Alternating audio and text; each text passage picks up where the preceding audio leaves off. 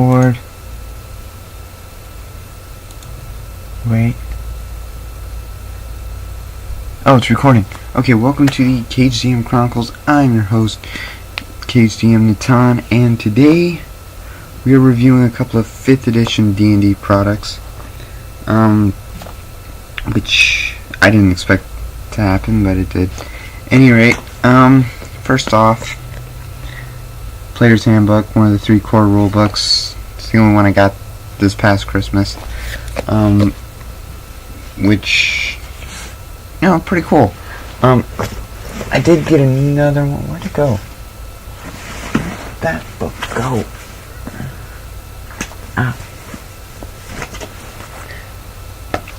Also reviewing Hoard of the Dragon Queen. Although I should probably say this. I mean, I gave it a cursory glance, so I won't go too much in detail about it. It'll get its own video later once I actually run this half of the campaign. But this video is going to be the Player's Handbook and covering the debut of probably the craziest character I've seen on D&D, played by anybody. This character is just crazy. Simple as that. So, let's start off with the Player's Handbook. It's got basic classes, you know, the cleric, the wizard, the rogue, the fighter. You've also got the ranger, you've got the bard, the druid, the monk, the paladin, the sorcerer, and the warlock. And each race has, or not each class has subclasses, like sword mage from 4th edition. Basically that's the eldritch knight in 5th edition. Warlock's got different pacts, like it can sign on a Fey pact, or a Hell pact, or a pact with, say, Cthulhu if you wanted to, because apparently there's a Great Old Ones pact, and that's making for a fun campaign already. At any rate, Wizard's got the different schools, Bard has colleges, Barbarian's got different totems, Druid's got different paths, Paladin, you know, the Avenger's a Paladin, Rogue, you've got Assassin, you got Thief, and you've got the Arcane Trickster, which it's a rogue that throws spells at you, so. Monk can kick butt any different number of ways.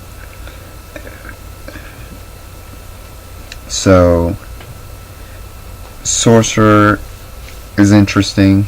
If you remember the Wilding class from 4th edition. Wait, was that a class or was that a race?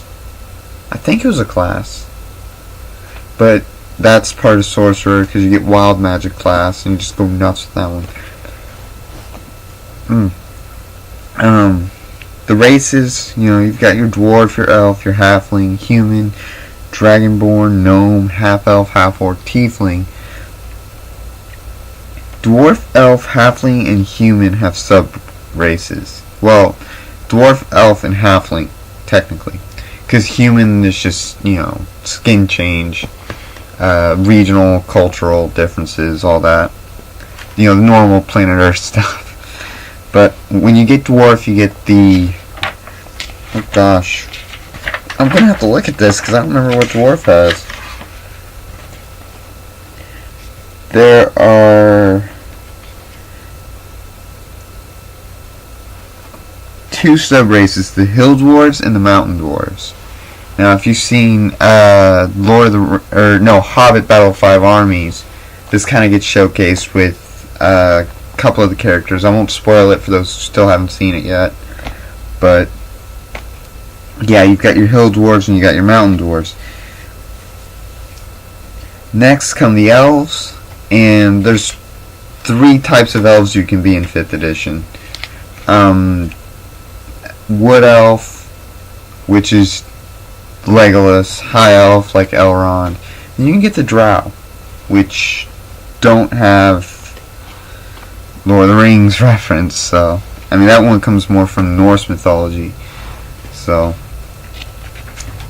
but then you get your halflings, you get your lightfoots, and you get the stout halflings.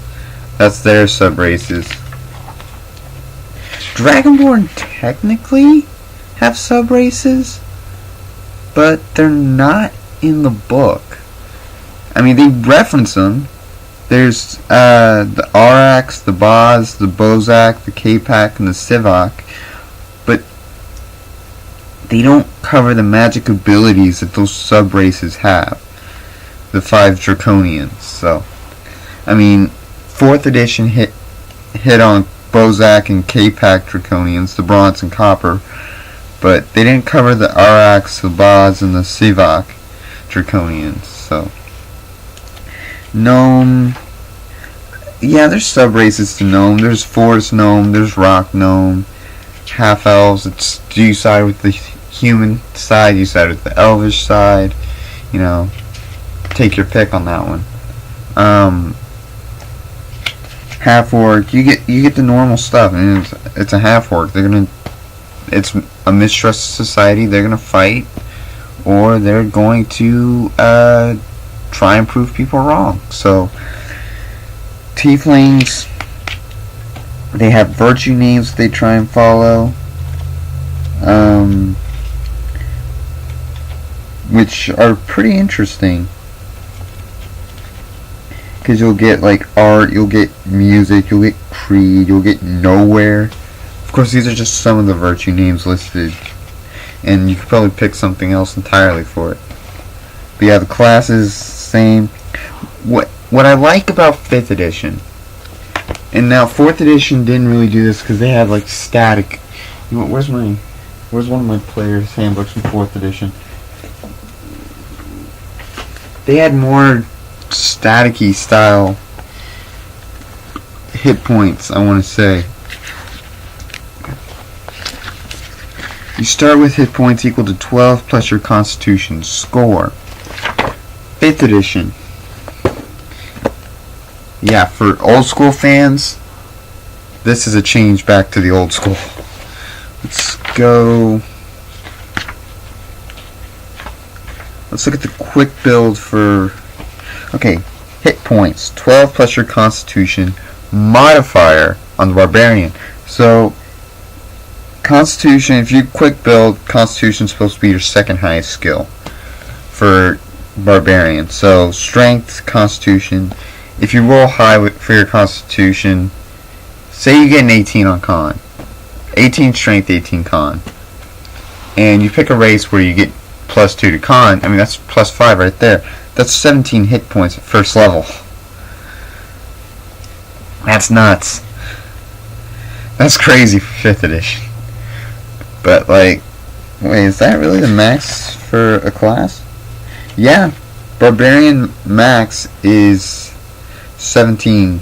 Bard, cleric, druid, monk, rogue, and warlock, it's 13. Fighter, paladin, ranger, it's 15. Sorcerer and wizard, it's 11. Is the max you can get. If you max out your con. Yeah. But, I mean, you have to roll like all 18s for all 6 stats to really, well, if you have like 3 18s or something, I don't know, but I mean, even then, I mean, you're not going to get plus 2 to every stat, so, yeah. At any rate, what did I do with that? No, it doesn't matter. Anyways, I gotta say, I really liked the build setup for each class. I think they did a lot better job with this than in 4th edition. Seems a lot more fluid, a lot easier progression, like easier to follow. Like, I'd seriously have a very hard time getting lost trying to build a character. Like, after the first time, it's like that. It's so much easier. And there's so many different features too for the different classes. Like with Bard you get Jack of all trades, where you add half your proficiency bonus to your ability checks. At 6 you get Counter Charm. They brought back Counter Charm. I freaking love that. Because, I mean, I started with 4th edition. They really didn't have Counter Charm. I kept hearing about how Counter Song, Counter Charm. It was just really good spell. When I played Pathfinder for a couple of games on this online campaign, it went well. We just couldn't keep it going for various reasons. And I was playing a bard. I pretty much died. But I got to use Counter Charm. I loved it. I want to do it again. So,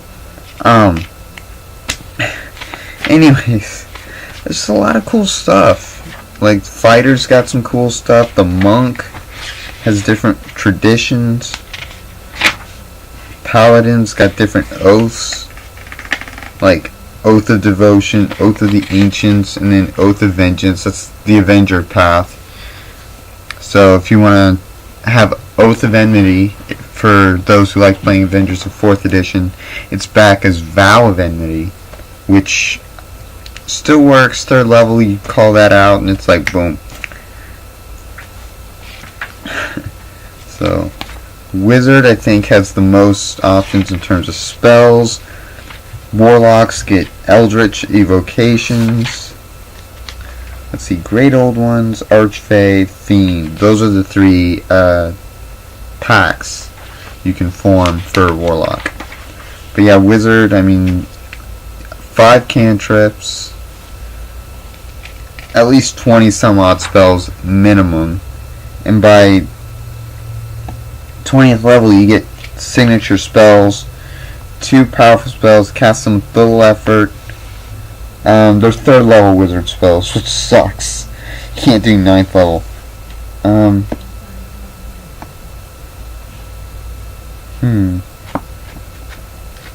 They don't count against the number of spells prepared, and you can cast each of them once at 3rd level without expending a spell slot.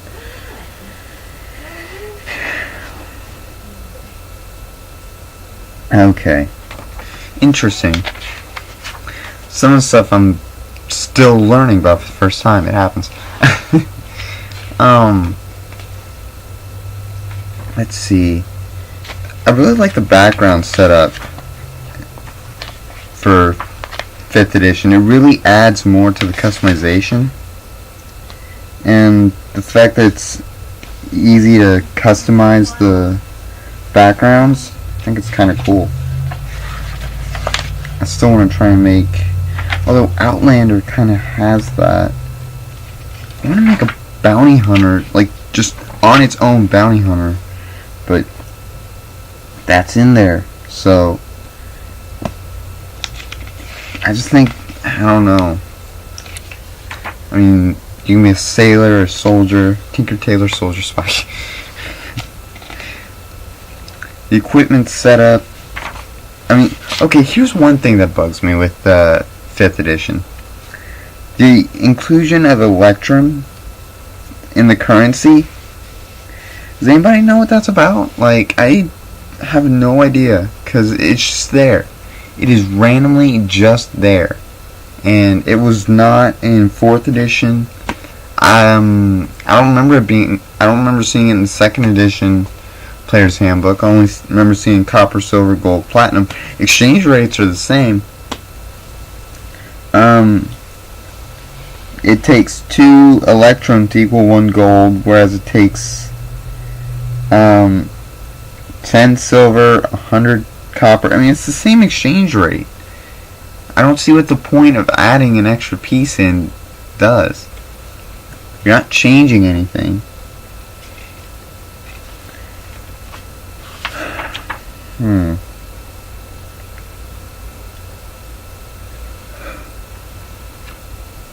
Dang, monks are broke when they start off. Because if you do, like, starting wealth by class table from equipment, monks only get 5d4, they don't get the times 10. They only get 20 gold at max. It's like, just give them the 20 gold. That sucks. That really sucks. Oh, man. Armor's interesting in 5th edition. Although if you're a monk, it's your dex, your whiz, and then it's plus 10 for modifiers, not the scores. But with regular armor. If you're wearing light armor, it's for padded and leather, it's 11 plus your dex. For studded leather, it's 12 plus your dex modifier. For medium armor, hide, it's 12 plus max 2 from your dex. Chain shirt, it's 13 plus 2. Scale mail and breastplate, it's 14 plus 2, but you have a disadvantage on stealth with scale. Half plate, it's 15 plus 2, disadvantage. On heavy armor, all disadvantage. Ring mail, it's 14, static, no pluses. Chainmail, 16, static, 13 strength required to wear it. Splint armor, never heard of it. Oh, okay, makes sense. It's flexible chain, okay. Strength of 15, 17, not bad. Plate mail, or not mail, just plate. 18, static, and it's strength of 15 wield, and it all just gets heavier as it goes. Shield, there's just one type of shield, and it's plus 2.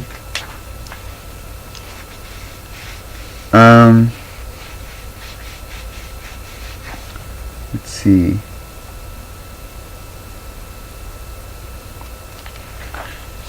Let's see.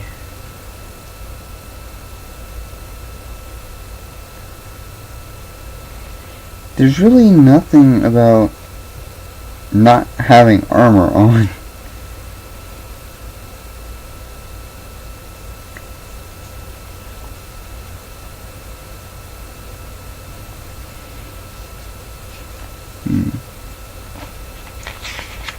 Oh well. Weapons. Pretty standard weaponry. You got your adventuring gear. And then we get to feats, which is, well, we've got multi-classing as well.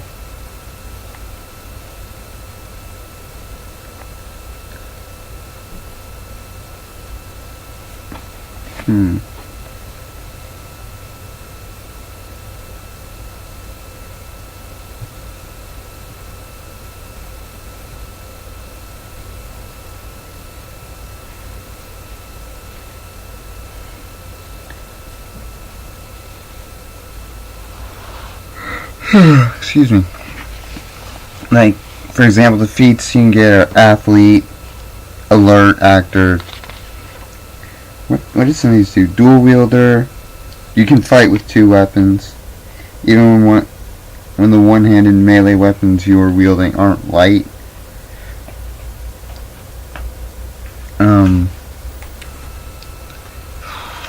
Actor, it increases your charisma, max of 20.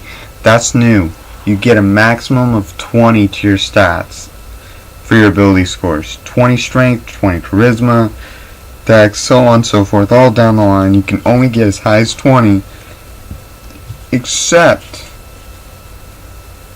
I believe there's a card or two in the deck of many things for this edition that can boost your stats up beyond 20 to a max of 24. So, but no, yeah, there's some pretty interesting feats in here. Like linguist, you get 3 languages. Lucky, when you make an attack roll, an ability check, or saving throw, you can spend 1 of your 3 lucky points to roll an additional d20. Just like having advantage or disadvantage. Oh, speaking of advantage, disadvantage. If you don't know what that is, if you have advantage, you take 2 d20s. You take the highest roll. Disadvantage, 2 d20s. Take the lowest roll. Simple. And inspiration lets you get advantage on a roll, so you can use that to cancel out a disadvantage. If I read it right, 1 advantage can cancel out multiple disadvantage. So if you got a bunch of disadvantages but 1 advantage, I think that cancels them out.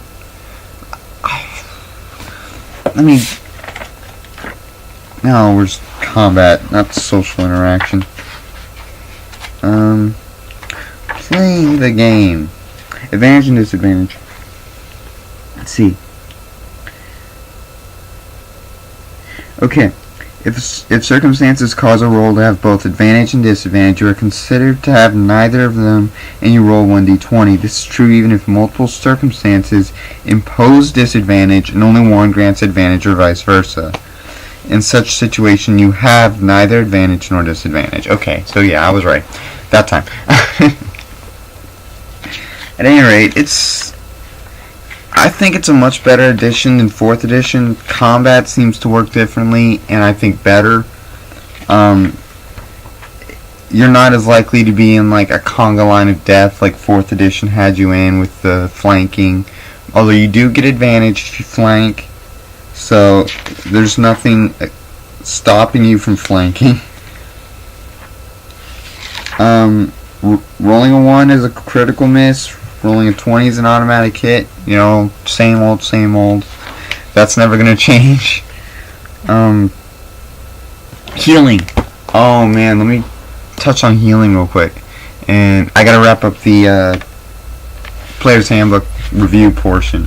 But I'm just going to gush on how awesome healing is this edition. Healing is OP. Okay? I mean, granted, you can only use it like maybe once per however many spell slots you have as a healer, but it's strong. Like, you heal a lot more than you used to as a cleric or a bard, or even druids and paladins. You heal a lot more. It's not just a healing surge. Hit dice, if you use medicine or whatever, I'm going to look more into that for more clarity. I still don't fully understand hit dice, and I've been running the game, so. But the heals are a lot more powerful this edition, and I like it because 4th edition I started off as a healer. There we go. I started off as a healer, couldn't heal worth a darn, so I'm having trouble with my neck today. Saves are the same.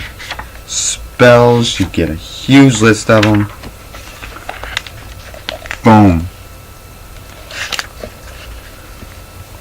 Like, bards got like up to 9th level spells.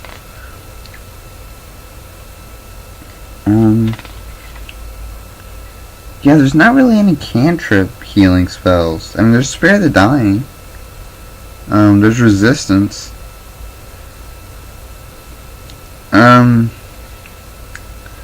But there's nothing for healing at low level.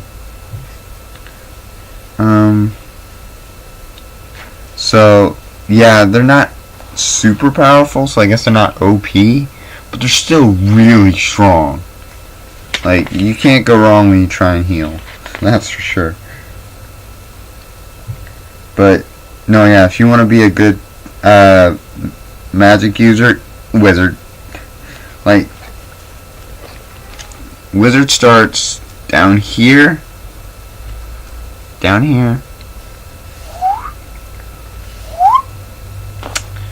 that's all the options for the wizard. That's a lot of options. And like the spell readout or layout in the book is pretty good. Anyways, after spells, I think it just goes into like an appendix on the conditions. Then it goes into the deities of Forgotten Realms: Greyhawk, Dragonlance, Eberron, non-human deities. So they've confirmed 4 settings, 4 primary settings: Eberron, Forgotten Realms, Greyhawk, Dragonlance. People have been curious about Ravenloft and Dark Sun Office, which I'm more interested in Ravenloft. I want to run some Ravenloft games, just because I keep hearing how awesome they are. But that's just me, so. Anyways, they've got additional pantheons: Celtic, Greek, Egyptian, Norse. Then they've got the planes. They cover sigil, but not in a lot of detail.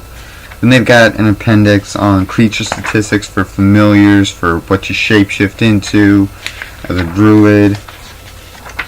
Then they've got a bunch of books that they suggest you read. Then the index. And then the photocopyable character sheet. So, I think it's a good book. It covers a lot for the edition. It's got a good step-by-step guide on how to make your character. But once you get the basics down for making a character, it's just boom, boom, boom. Like right now, I could rattle off like 4 or 5 characters if I wanted to. I wouldn't know for sure how long it would take, but I know how to put them together pretty well. So it's just writing it all down and rolling the stats out. Anyways, now that the boring part's done, those of you that have braved the boring part, thank you. Because now here's the fun part. The debut of a very interesting character, Mordecai the Blank.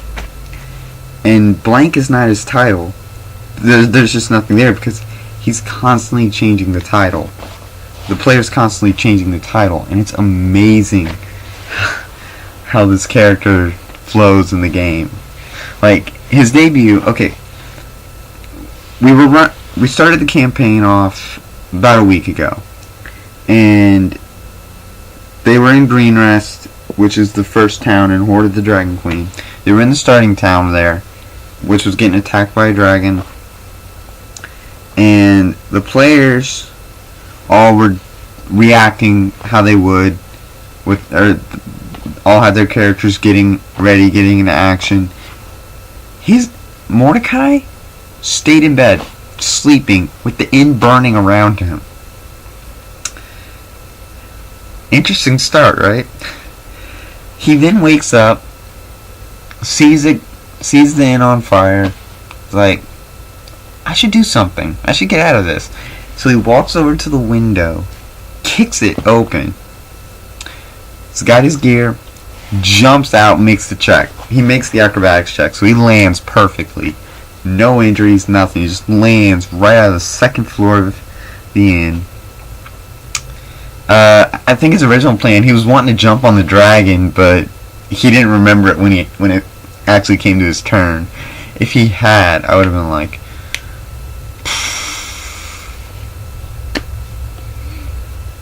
why?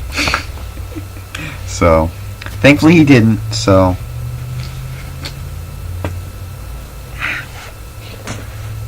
sorry, hat was getting a little too itchy.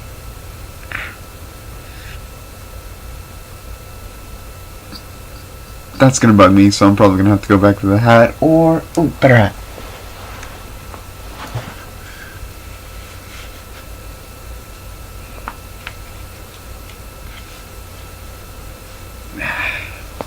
Nothing wrong with repping the college you go to. But yeah, at any rate, yeah, Mordecai. He, oh, I need a drink. Too much bad stuff at once.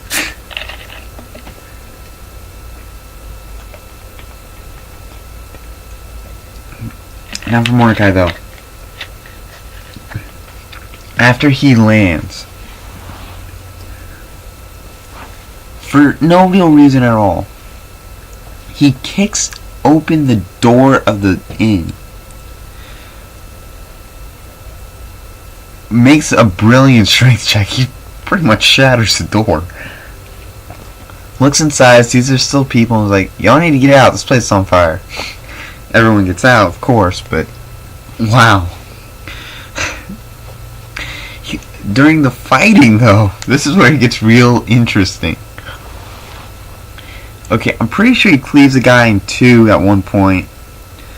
I mean, the player was just hitting his rolls all night for combat, for acrobatics, athletics checks. He was just being crazy skilled with his rolls. I mean, it was only when he was trying to be perceptive where he missed. And it wasn't really by much. I mean, he would get low rolls and his modifier would keep it close, but he was still getting the rolls. Like, there were a few attacks that he missed, and what happened was this. First time, he threw a trident. No. First time he actually hit the guy with the trident right in the stomach, and he spent like a turn, because it didn't kill the guy. He spent a turn like getting it out, and then he tried chucking it back at Mordecai. Missed. He then proceeded to catch it out of the air. Mordecai caught the trident out of the air, like that. Like that. Like he's actually catching it. I suck at that. I'm probably gonna edit that out. But Mordecai catches this trident right out of the air. The rest of the party is actually like, huh. One of which actually looks at his adopted brother and is like, we need him on our team. Because, like, those who are trying to bring the party together for all intents and purposes. And they saw Mordecai as this awesome guy, and he was making the rolls, so he was being really impressive. So, but, at any rate, he, drawing a blank here. Another time, he threw a hand axe. Okay, it missed. That time he missed. But when his target tried throwing it back, miss, catch. Yeah. I was a DM who was victim to a player just having a breakout moment. Like, that character made the campaign for all of us that night. He was so much fun to see do any of his antics, and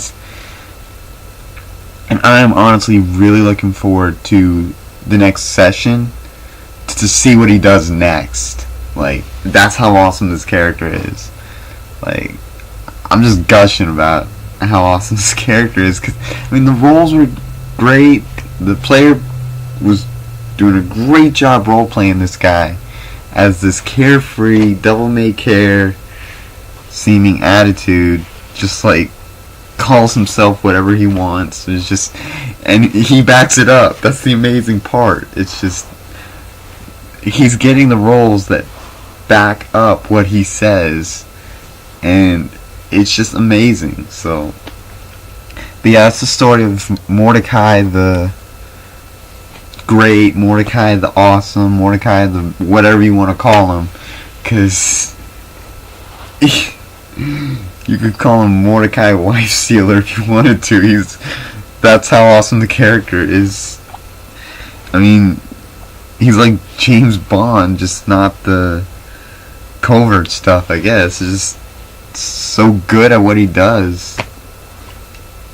It's impressive. But, that's still the first game. Who can say what the rest of the campaign will be like?